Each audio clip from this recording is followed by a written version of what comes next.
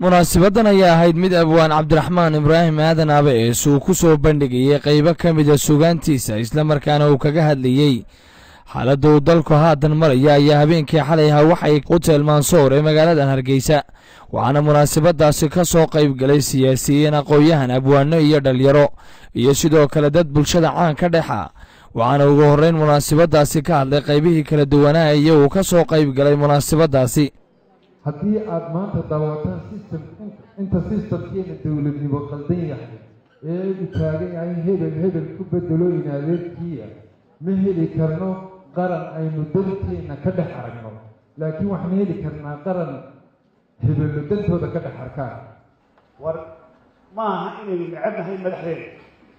anigu marna kuma wacyiyo dadkeena inay maxaan ku dhahdaa ay nacaan ama ixtiraam darro muujiyaan madaxweynahooda ama wasiiradooda ama taliyayaashooda ciidamada taas maaha qadarin baynu haynaa madaxdeena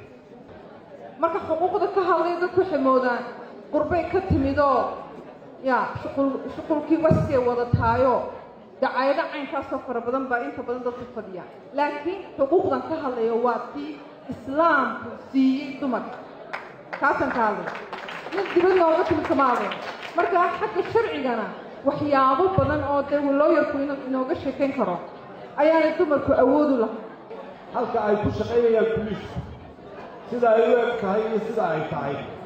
ayay ka hadlaysa iyo waxyaalaha looga baahan iyo godololooyinka ay leedahay marka waxaan oran lahaa arrintan ha la sii wado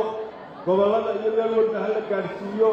dhalinyaro haddaad tidina xoogkii maanta kii berri kama tihid Somaliland shakigaa ku badan marka waxyaabihii shan qof meel isugu timaado oo laga yara shakiya haddaynaan sidan u sheekaysan reer Somaliland oo aynaan murmin oo ismaagin oo isxagxagan dowladnimadeenu ma hagaagi karayso taa inaad maanka ku haysaa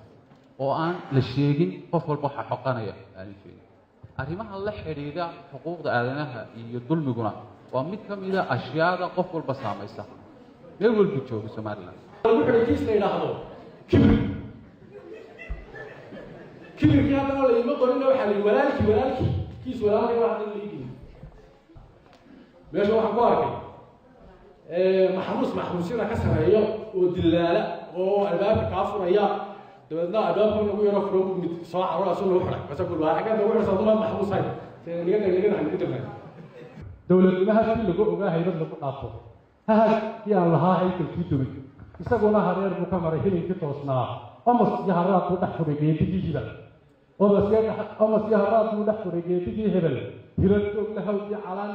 waa horseed galo gadaal guur hayaanka socdaal horena loo diid halka laga boqolo marka la heliyay